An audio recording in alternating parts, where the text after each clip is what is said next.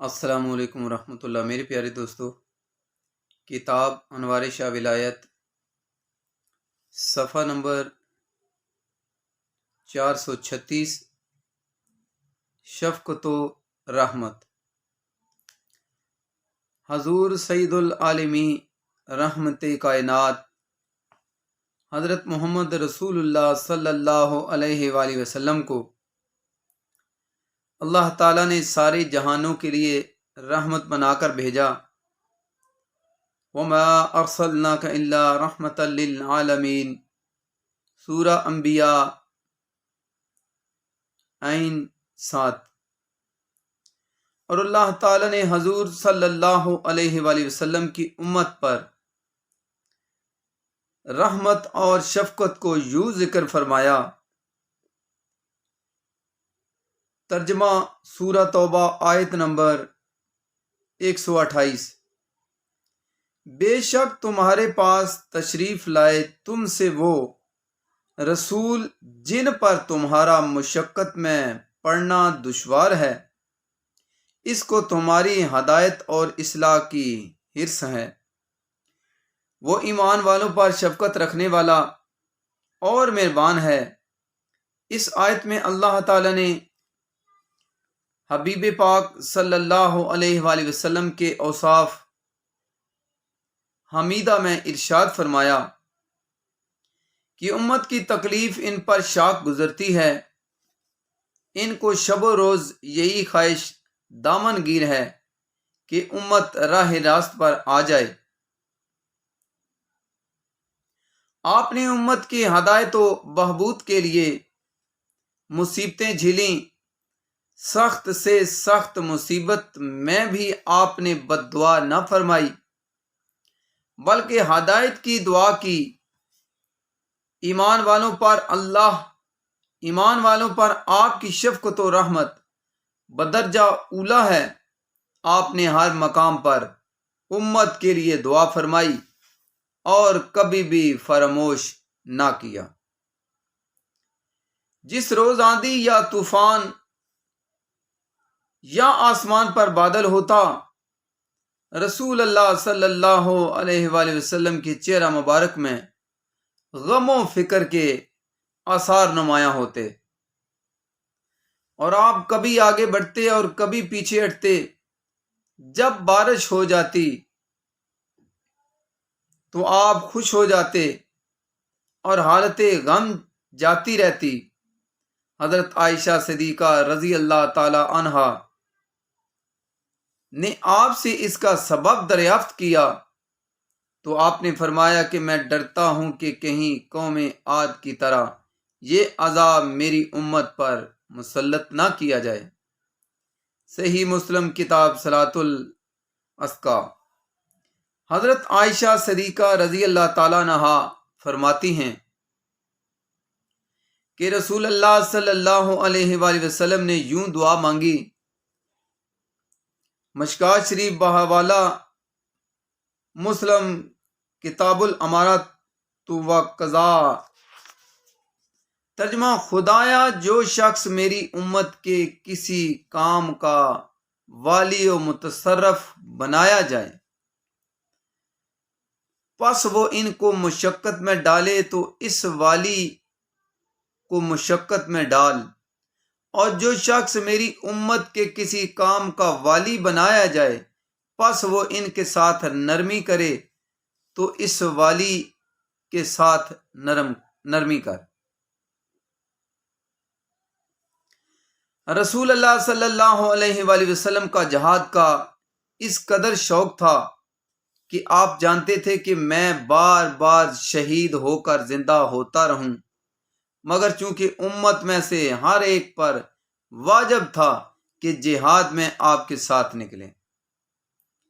ارشاد باری تعالیٰ ہے، سورہ توبہ عین 15۔ ترجمہ: نہ چاہیے مدینہ کے رہنے والوں کو اور ان اعراب کو جو ان کے گرد ہیں کہ پیچھے رہ جائیں رسول خدا سے، اور نہ یہ کہ رسول کی جان سے اپنی جان کو زیادہ چاہیں۔ ماشاءاللہ۔ السلام علیکم ورحمۃ اللہ۔ میرے پیارے دوستو، کتاب انوار شاہ ولایت صفحہ نمبر 438، اور جو آج میں ویڈیو آپ کے سامنے پیش کرنے جا رہا ہوں، ویڈیو کا عنوان ہے کافروں پر رحمت۔ پہلی امتوں میں نافرمانی پر عذاب الہی ہوتا تھا، مگر حضور صلی اللہ علیہ وآلہ وسلم کے وجود مسعود کی برکت سے کفار عذاب دینوی سے محفوظ رہے۔ ارشاد باری تعالیٰ ہے،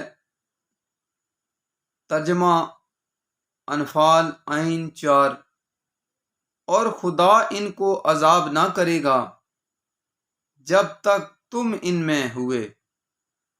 ایک دفعہ صحابہ اکرام نے عرض کیا، یا رسول اللہ صلی اللہ علیہ وآلہ وسلم، آپ مشرکین پر بد دعا کریں۔ آپ نے فرمایا، میں لعنت کرنے والا بنا کر نہیں بھیجا گیا، میں تو صرف رحمت بنا کر بھیجا گیا ہوں۔ مشکات باب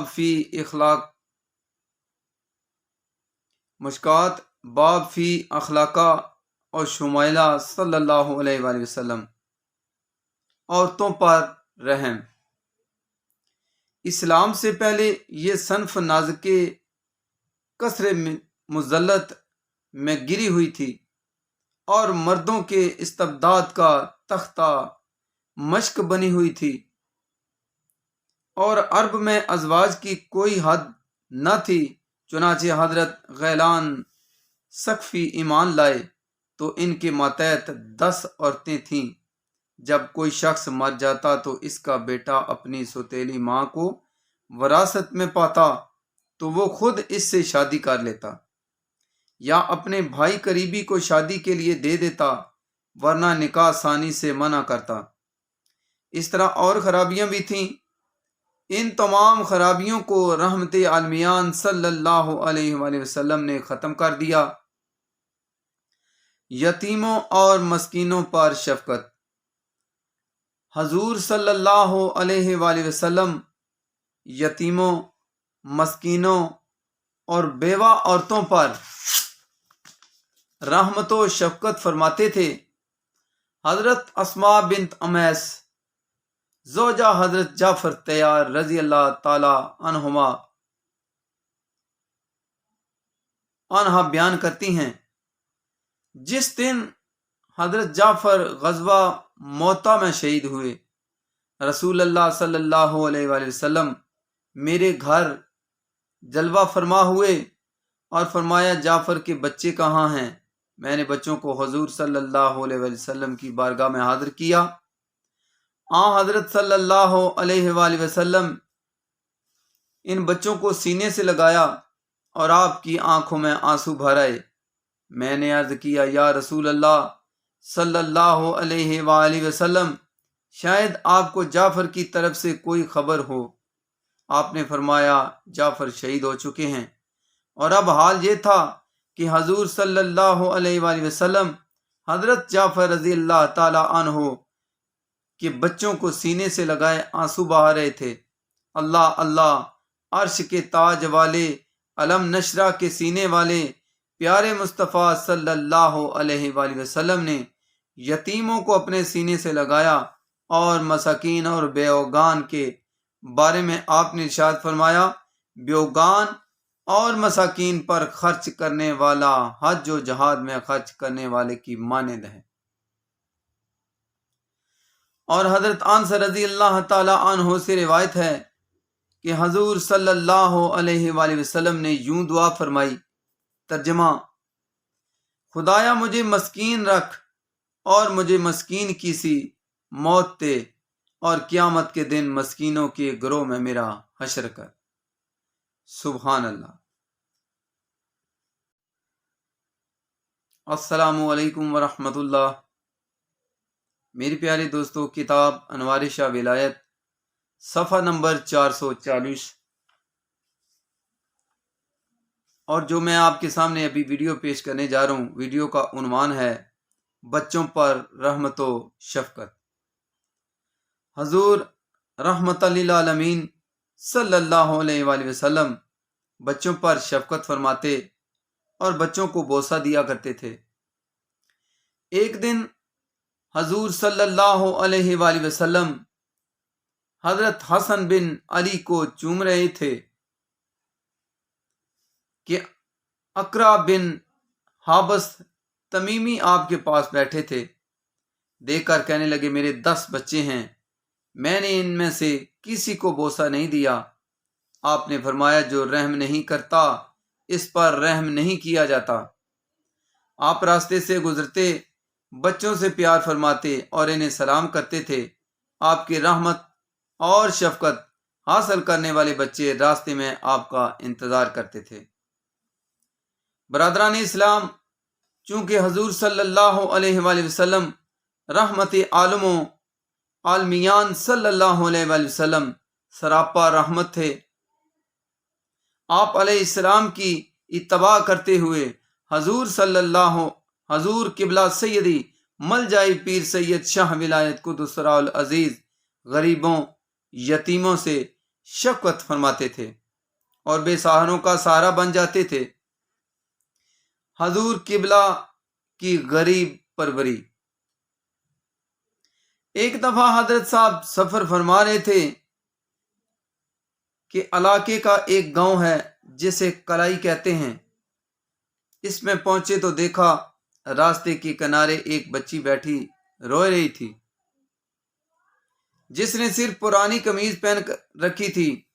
حضرت صاحب سواری سے نیچے اتر آئے اور فرمایا اس بچی سے پوچھو کیوں رو رہی ہے۔ جب آپ کے خادم نے اس سے پوچھا تو اس نے بتایا کہ میرے ماں باپ بہن بھائی کوئی بھی نہیں اور بے سہارا ہوں۔ اب حضرت صاحب نے گاؤں والوں سے پوچھا یہ بچی کون ہے اور کیوں اس طرح پڑی ہے۔ حضرت صاحب نے گاؤں کے سرکردہ لوگوں سے ارشاد فرمایا اگر آپ اجازت دیں تو میں اس کو لے جاؤں۔ ان لوگوں نے کہا آپ لے جائیں تاکہ گاؤں کی عزت بچ جائے۔ جب حضرت صاحب نے اس بچی کو ایک چادر اڑائی اور ایک خادم کے ہمراہ بساں شریف روانہ کر دی، وہ بچی بساں شریف ہی پلی جوان ہوئی تو اس کی شادی کا بندوبست حضرت صاحب نے کیا۔ تمام اخراجات پما دولہا کے کپڑے حضرت صاحب نے تیار کروائے اور اس کا نکاح مقدم منگا کے لڑکے سے ہوا۔ نکاح کے وقت نکاح خواہ نے پوچھا کہ اس بچی کے والد کا کیا نام ہے، چونکہ والد کے نام کا کسی کو پتہ نہیں تھا، اس لیے حضرت صاحب نے ارشاد فرمایا میرا ہی نام ولدیت میں لکھ دو۔ اس طرح حضرت صاحب غریبوں پر رحمت و شفقت فرماتے تھے۔ یتیم پروری۔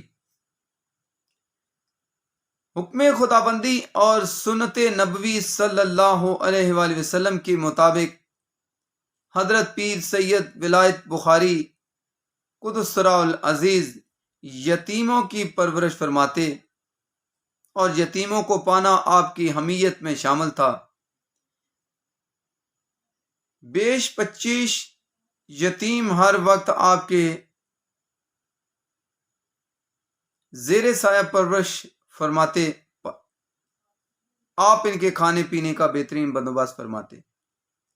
ایک شخص سید عزیز اللہ شاہ جنہوں نے حضرت صاحب کے ہاں پرورش پائی اور عمر بھر یہ شخص حضرت صاحب کے ساتھ رہے اور ان کا انتقال بھی حضرت کے آستانہ عالیہ پر ہوا۔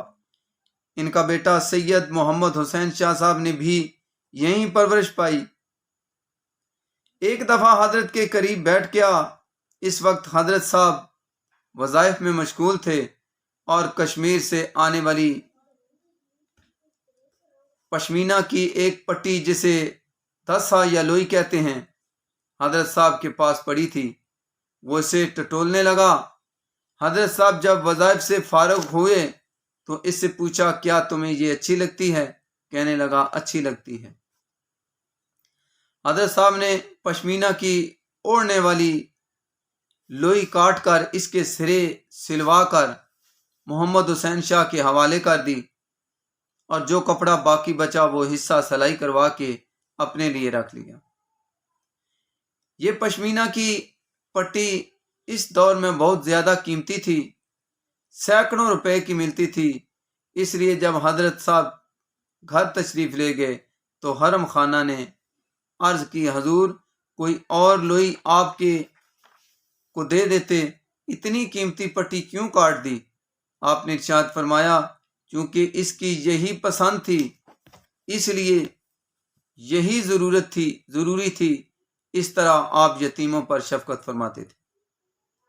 بعض دفعہ دودھ دینے والی بھینس کا کوئی یتیم سوال کرتا یا گائے یا گھوڑا مانگتا تو آپ فوراً اس کے حوالے کر دیتے۔